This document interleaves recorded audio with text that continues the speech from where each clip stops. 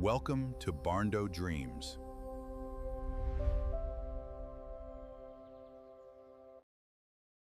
Picture this. No power bill, no water bill, no HOA calling about your roofline. Just a steel-framed Barndominium sitting on 50 acres, running entirely on sun and rain, built for a fraction of what your neighbor's traditional home cost. That's the pitch you've seen 100 times on YouTube. Here's what almost nobody tells you. The off-grid Barndo of the future that's trending right now will either save you six figures over your lifetime or quietly bankrupt you in the first 18 months. And the difference between those two outcomes isn't luck. It's about 12 decisions most builders never explain.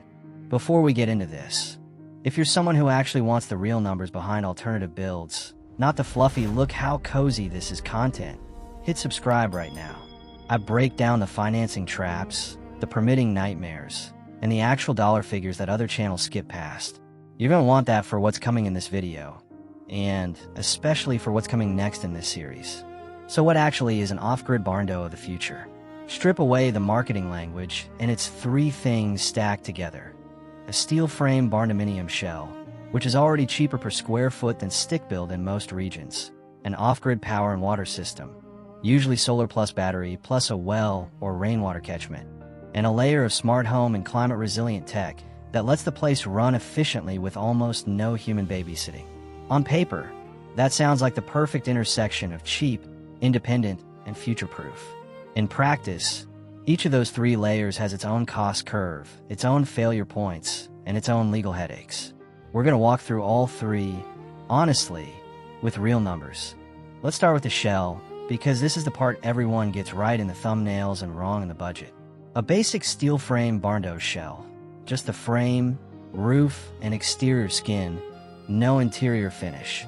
Runs somewhere between $30 and $55 per square foot, depending on your region, your steel supplier, and how complicated your roofline is.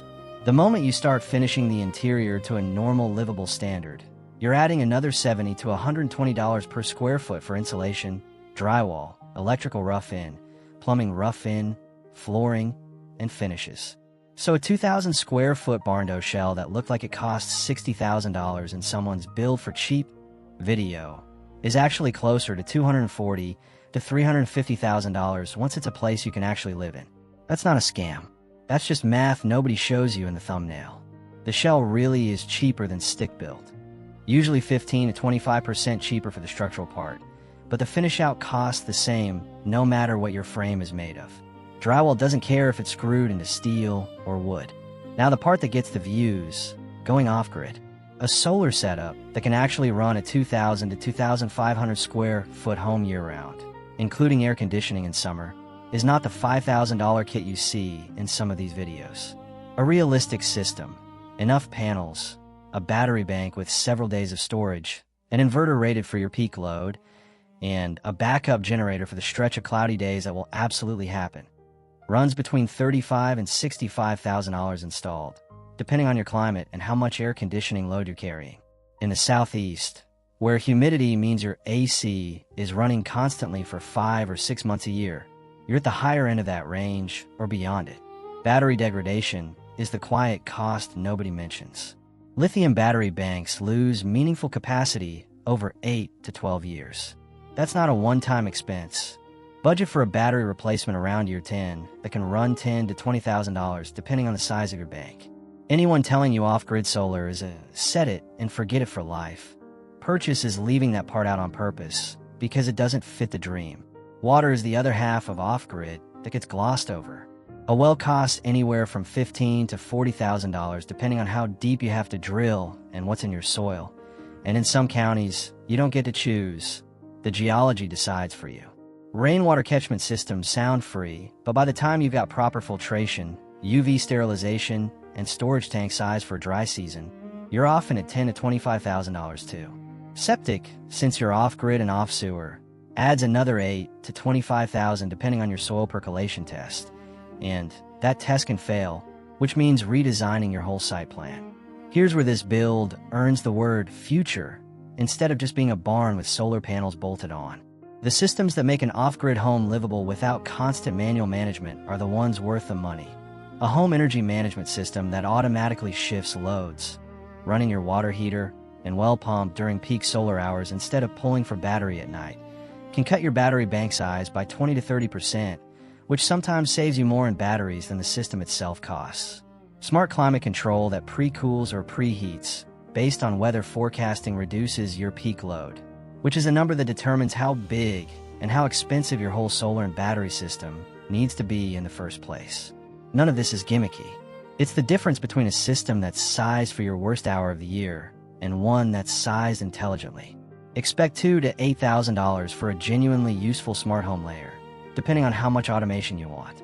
That's a real number, and it's small compared to everything else. But it's also the part most off-grid Barndo videos skip entirely, because it's less visually exciting than drone shots of solar panels. If there's one category that wrecks more off-grid Barndo budgets than any other, it's site work, and almost nobody talks about it, because it's invisible in the finished photos. Raw, off-grid land, meaning no utility access, which is usually why it's cheap in the first place. Often needs a driveway cut, sometimes hundreds of feet or more, at $15 to $50 a linear foot, depending on terrain. Clearing and grading for the building pad can run $5,000 to $20,000, depending on how wooded or sloped the lot is.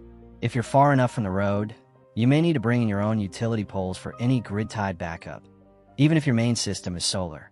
And that's another $5,000 to $15,000 most people don't budget for, because they assumed off-grid meant no poles, ever. This is the category where I've seen builders blow past their entire contingency fund before the frame is even up. If you're shopping for cheap rural land specifically because you plan to go off-grid, the land price you save almost always gets eaten, and often exceeded, by what it costs to make that land buildable. Here's the part that genuinely surprises people. Going off-grid doesn't mean going unregulated. Plenty of counties still require a building permit for a barndominium regardless of whether it's tied to the grid, and a growing number of jurisdictions are adding specific code requirements for off-grid systems, particularly septic and well permits, which usually require their own inspection and approval separate from the building permit. Some counties have minimum square footage requirements for a permanent residence that can force you into a bigger, more expensive build than you planned. Others have restrictions on solar installations tied to historic districts or HOA-adjacent covenants that survive even on rural parcels. The honest version of this: before you buy land for an off-grid Barndo, call the county planning office and ask 3 specific questions. Minimum square footage for a permanent dwelling, whether alternative septic systems are permitted and what the approval process looks like, and whether there are any restrictions on solar array placement or height. That one phone call, which costs you nothing, can save you from buying land that legally can't support the build you're picturing. This is the category that ends more off-grid Barndo dreams than any cost overrun. Traditional mortgage lenders evaluate a home based on comparable sales, and there usually aren't comparable sales for an off-grid Barndo in a rural county, which makes it hard to appraise and harder to finance through a conventional 30-year mortgage. Many people end up using a construction loan that converts to a portfolio loan held by a smaller regional bank or credit union that actually understands rural and alternative builds, often at a higher interest rate than you'd get on a standard mortgage. Cash and owner-builder financing is common in this space, specifically because conventional financing is such a fight. If financing is part of your plan, talk to a lender that specifically handles rural and non-traditional construction before you fall in love with a piece of land. Find out what they'll actually approve before you start drawing house plans, not after. So let's add it up honestly. For a realistic 2,000 to 2,200 square foot off-grid Barndo with solar, well, septic, and a smart home layer, shell and finish out, $240,000 to $350,000. Solar and battery, $35,000 to $65,000. Well, $15,000 to $40,000. Septic, $8,000 to $25,000. Smart home systems, $2,000 to $8,000.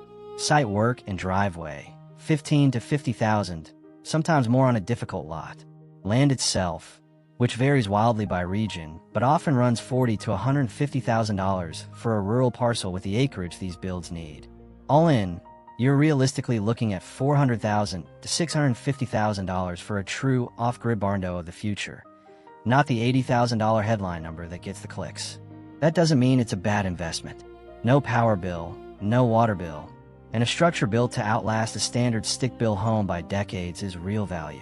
but it's value you pay for upfront, not a cheap trick that beats the system.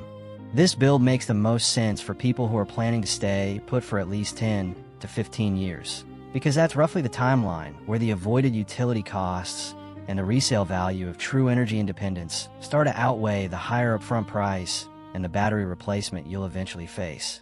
It makes less sense as a quick flip or a short-term rental play, because buyers and renters in most markets don't yet pay a premium that matches what off-grid systems actually cost to install. The future is coming for this kind of build, but right now, in 2026, you're an early adopter paying an early adopter's price. The honest version of the off-grid Barndo of the future isn't a hack that lets you skip the system. It's a different system, one where you pay more upfront, so you owe less, month after month for the next 30 years. Whether that trade is worth it depends entirely on your timeline, your land, and your tolerance for being the one who fixes things when they break. Because out there, you're your own utility company. Next time, we're breaking down the full cost on off-grid, storm-rated tiny home build. Every material choice that survives a hurricane, every dollar it adds to the budget, and whether it's actually worth it compared to building bigger. If today's numbers didn't scare you off, that one's going to hit different. Subscribe so you don't miss it.